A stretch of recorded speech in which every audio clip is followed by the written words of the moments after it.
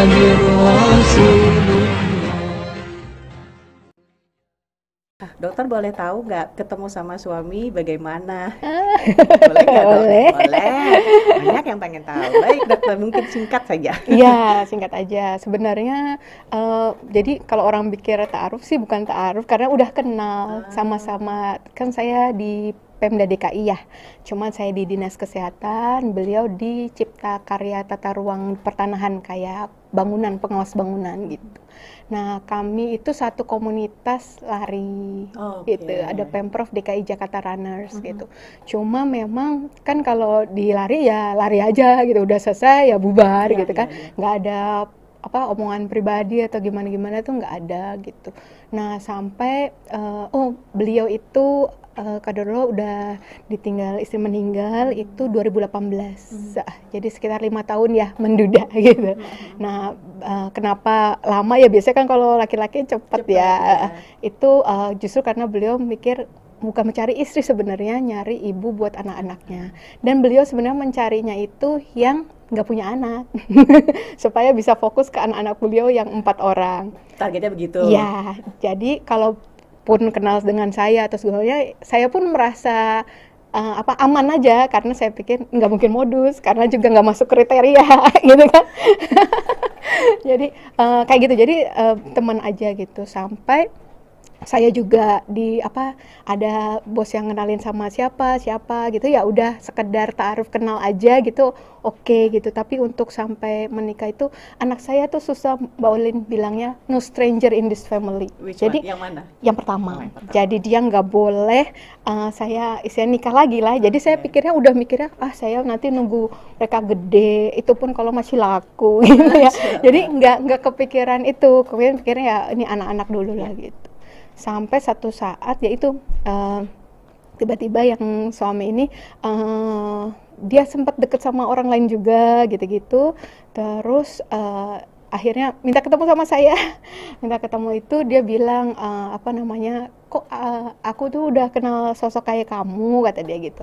Tapi kok aku malah dekatnya dengan yang standarnya begini gitu kan. Kenapa aku nggak sama kamu aja ya, kata dia. Aku lagi makan Mbak Ulin. Jadi aku tuh kirain Habis dia lari nggak nih? bercanda. Enggak. Aku habis itu kayaknya camping sama anak-anak gitu kan. Terus aku makan tuh sambil aku masih ketawa-ketawa gitu. Terus habis itu tanggal berapa ya? Kalau tanggal kan serius, aku baru berhenti makan. Iya. Baiknya kapan ya? Baiknya kapan ya gitu kan. Terus ini beneran. Aku pikir masih bercanda-canda juga kan. Itu Februari kan. Kalau bisa sih sebelum Ramadan ya, kata dia, supaya Ramadan tuh kan udah bareng-bareng, kata dia gitu. Ramadan kan Maret, bentar lagi ya, bulan depan gitu, nggak nyampe sebulan gitu kan. Terus nggak bisa, saya bilang, saya mau diberangkatin umroh yang itu. Iya. Mau berangkat umroh. Yang batal itu? Bukan. Oh, yang 12 Maret itu saya kayak mau ada travel umroh yang mau jadiin saya kayak nanti sharing-sharing di sana gitu ya. Saya ada 12 Maret itu saya gitu. Kalau 12 Maret umroh berarti Jumatnya tinggal tanggal 3 sama 10 ya. Maunya Jumat. Mau Jumat. Udah tinggal 2 tanggal, 2 minggu berarti ya Mbak Uli? Ini lucu ya. Udah. Terus ini mah berarti serius ya ke tanggal kan. Saya itu sama dia kenalnya tuh bercanda-canda doang. Jadi nggak pernah lihat muka beliau tuh serius. Kalau yang kenal beliau tahu beliau tuh kayak nggak pernah kelihatan seserius itu, yang kayak matanya ke atas terus kayak menahan nangis gitu. Jadi ini orang serius ya. Nanti kalau ke rumah ada mama saya ngomong ya, kata dia gitu kan. Ya udah ngomong aja, paling mama udah tidur, aku pikir gitu. Ternyata sampai rumah mama yang buka pintu, jadi langsung ngomong juga gitu. Ini lebih flash daripada flash. Flash banget. Sama mama juga masih digodain, sama karena kan udah kenal ya, pernah kirim apa segala macem.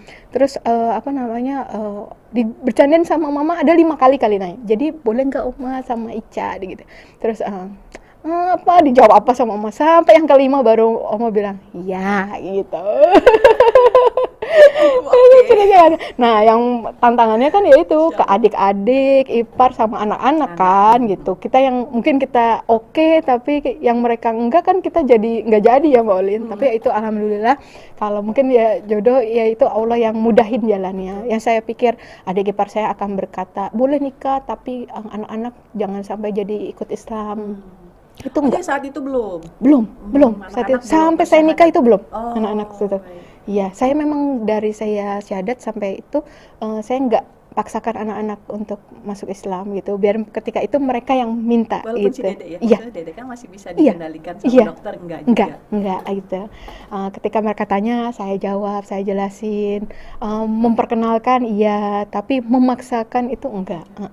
Udah sampai ipar saya pun yang saya malah mungkin saya pikir akan takut itu akan keluar dari mulut dia, justru dia yang berpikir bahwa kita harus legowo ketika anak-anak ikut Kak Ica gitu. Udah lewat satu, anak-anak nih gimana? Besok mau ketemuan keluarga pertama kalinya, anak-anak belum saya omongin itu. Jadi pada Isya saya kumpulin anak-anak. Saya itu cara manage waktu yang sedemikian rupa. Iya, itu dia. Nah itu gimana? Besok udah mau ketemu keluarga jadwalnya. Gimana ya? Aku kumpulin anak-anak, terus aku bilang, nah ada yang propose mami, dia pengen make us happy, aku bilang gitu. Menurut kamu gimana? Aku udah tahu dia pasti akan jawab begitu ya. Terus dia ternyata dia nggak jawab itu, dia nanya siapa? Dia tanya dulu kan. Selama ini Mbak kalau ada yang kirim sesuatu ke rumah, itu aku nggak boleh makan, aku nggak boleh pakai. Sama si kakak? Ya, dan ada yang buat mereka juga nggak dikasih ke orang. Gitu kan.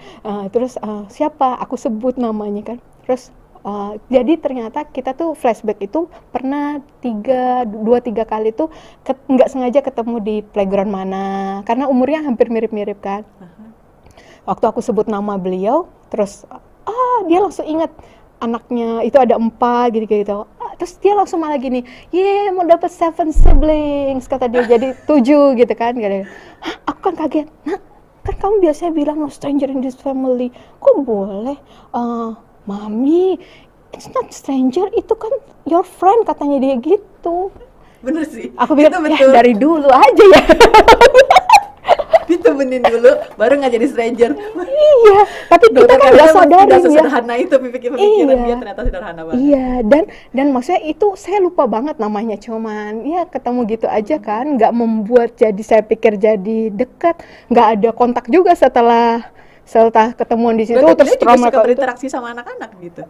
Enggak juga, yang cuman ya ketemu kan gitu ya udah gitu. Makanya cuman berarti kan 2 atau 3, jadi Allah kayak udah bikin ya, berarti semuanya itu kayak dibikin. Terus dia anak saya bisa inget semua 4 nama anak-anaknya beliau gitu sih. Jadi ya udah nggak lama ketemu keluarga, minggu depannya langsung menikah, hanya di masjid saja. Jadi prosesnya 2 minggu berarti ya? Iya, persiapannya itu jika Allah berkehendak. Ya 3 Maret. 2 minggu. 2 hari aja bisa ya.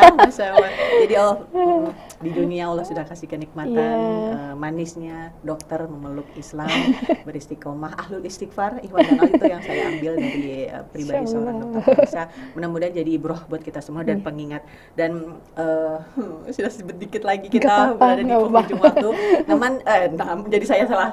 Saya tuh mendengarkan dokter bercerita sampai Masya Allah, seperti pokoknya sinetron-sinetron yang ada di televisi lewat ya. Ini luar biasa terjadi dan dokter mengalami, saya membayangkan tahadus bin nikmah, dokter sangat bersyukur. Kemudian pasti pada saat perjuangan ketika ingin benar-benar istiqomah memeluk agama Islam itu terbayarkan. Dan tidak lama jeda waktunya, dalam hitungan tahun dokter sudah mencicipi kenikmatan-kenikmatan Allah. Mudah-mudahan ini merupakan bentuk kasih sayang Allah kepada dokter dan keluarga. Dan kita tertular berkahnya dokter.